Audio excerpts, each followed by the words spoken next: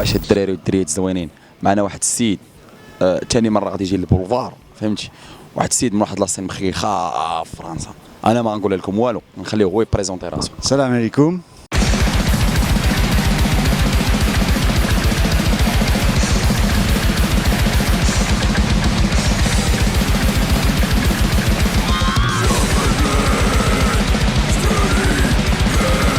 Je m'appelle Sébastien Tuvy, autrement connu sous le nom de BST dans la scène black metal française.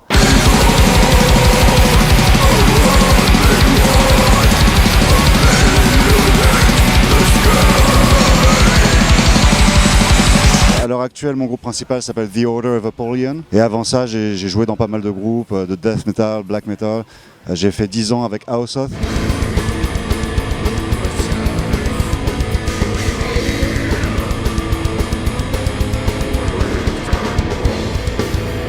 Avant ça, j'avais joué pendant 4 ans dans Aborted de Belgique.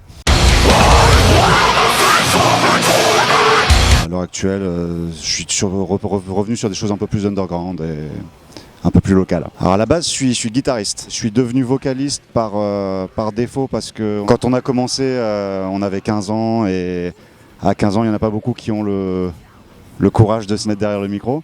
Donc ça a fait ça. Et puis après, avec le temps, je me suis amusé à être un peu batteur dans certains groupes. J'ai fait de la basse aussi sur quelques albums. Donc un peu de tout en fait. Donc maintenant tu joues dans un groupe metal, de black metal français. Le black metal c'est typiquement les pays scandinaves. Qu'est-ce que ça fait d'être l'un des rares groupes présents en Europe? La popularité du black metal européen vient de la Norvège, mais c'est autant pour la qualité musicale que pour les faits divers qui sont associés à ça. Donc je mesure un petit peu la paternité scandinave du black metal. Je la modérerai un petit peu. Après, la France a toujours eu une scène active. Ça a été très underground pendant très longtemps. Après, tu as des groupes qui ont explosé au début des années 2000 comme Deathpell Omega. Tu peux nous dire sur quelle scène tu as joué ou bien sur quelle scène tu étais spectateur en Europe? Niveau festival ou... à l'époque d'Aborted, on a fait énormément de festivals. On a fait le Metal Camp qui s'appelle Metal Days maintenant en Slovénie, qui est une très très belle scène. On a fait Wacken, on a fait Summer Breeze, on a fait pas mal de festivals un peu plus petits en Allemagne parce qu'il y a beaucoup de festivals qui sont d'une taille moyenne, comme le Hell's Pleasure. Il y en a tellement que... Il y a le Brutal Assault en République tchèque qui est fantastique, c'est un de mes préférés. J'ai fait Hellfest 2 fois avec Aborted, 1 fois avec Aosoth et 1 fois avec The Order of Apollyon. Avec le recul maintenant, j'aurais tendance à préférer les festivals à taille humaine. T'as le Motocultor aussi, je sais pas si t'as déjà entendu parler de ça. C'est pas très loin du Hellfest physiquement, c'est au mois d'août généralement. C'est plus du festival 5000 personnes et on respire mieux là-dedans. Le Hellfest c'est génial, mais c'est 150 000 personnes. Pour te déplacer d'une scène à une autre, ça prend du temps. Peut-être que je deviens vieux. Non. Tu vois ce que je veux dire? Et j'ai fait Maryland Death Fest à Baltimore. Et ça c'était très intéressant parce que de voir ce que les États-Unis font dans ce registre-là, j'ai été très surpris. Le public était fantastique, mais l'organisation était beaucoup moins professionnelle que ce que j'imaginais parce qu'on s'imagine toujours que les États-Unis sont plus carrés, plus rigoureux. Vu que cette année tu as assisté un peu à tout le boulevard et les tremplins de boulevard, donc tu en penses quoi par rapport au festival en Europe? Alors malheureusement j'ai raté le tremplin cette année. Ah bon? Je ne suis arrivé que le vendredi parce que je travaillais avant et voilà, ça a été. Mais bon, j'ai pu quand même voir des groupes locaux le jour J.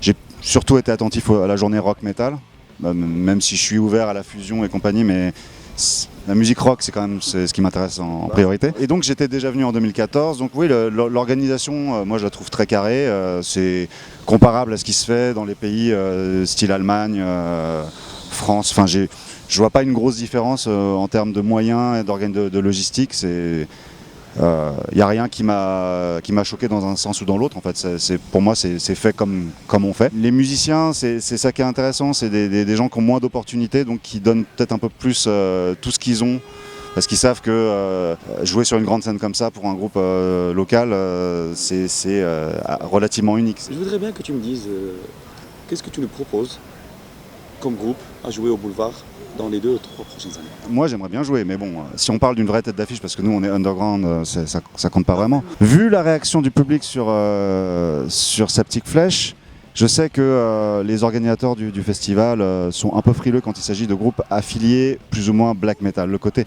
mystique, occulte qui est quand même présent dans Septic Flesh, même si c'est subtil, c'est pas trop provocateur.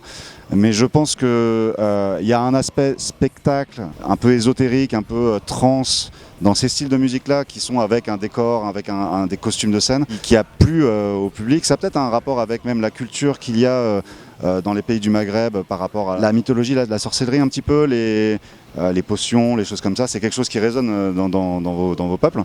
Et du coup, j'ai vu pendant Septic Flesh en particulier ces petits jeunes des quartiers qui visiblement, je pense pas qu'ils connaissent le rock, ces gamins-là, ils venaient par curiosité, pour se défouler, mais ils avaient l'air vraiment d'accrocher, de répondre à ce style de musique. Ça veut dire que on pourrait imaginer qu'un groupe comme Behemoth, je pense qu'il y a un... Il est déjà venu au Maroc. Au Maroc? Le concert il a été annulé vu qu'ils sont sortis. Donc c'est plus...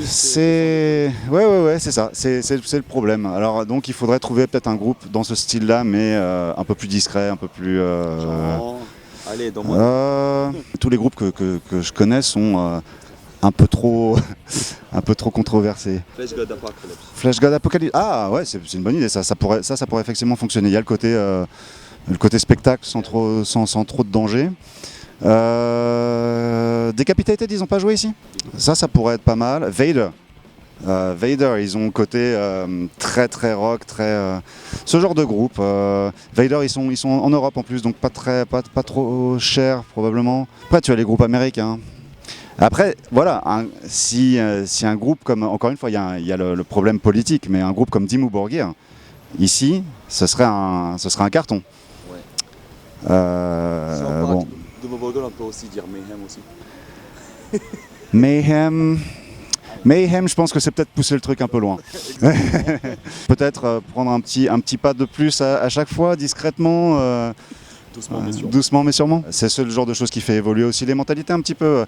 Ils se rendent compte que les groupes avec une certaine image sont pas forcément dangereux parce qu'il n'y a pas d'incident. Cette année, j'ai vu des petits débuts de baston. J'étais dans la fosse pendant Septic Flesh, donc j'ai vu des petits gangs de jeunes qui commençaient à se taper, les mecs de la sécurité qui arrivaient, qui les séparaient. Il s'est rien passé de très grave. Et des bastons comme ça, même en Europe, on en a dans les festivals.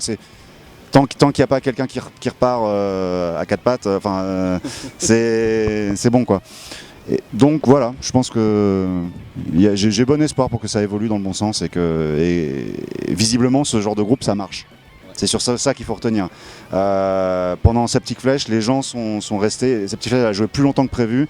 Ils ont terminé à minuit moins le quart, je crois, presque minuit. Non, c'était minuit 10, pour être exact. Ils ont terminé à minuit 10. Et les gens étaient toujours là. J'avais vu Loud Blast par exemple, qui avait un show un peu plus standard, un peu moins spectaculaire. Ouais. Les gens sont partis un peu plus tôt, tu vois. Ils ont fini, il restait pas grand monde. Donc ça veut dire que le public marocain répond à ça, à quelque chose d'un peu plus spectaculaire. Un petit dernier message pour les metalheads au Maroc.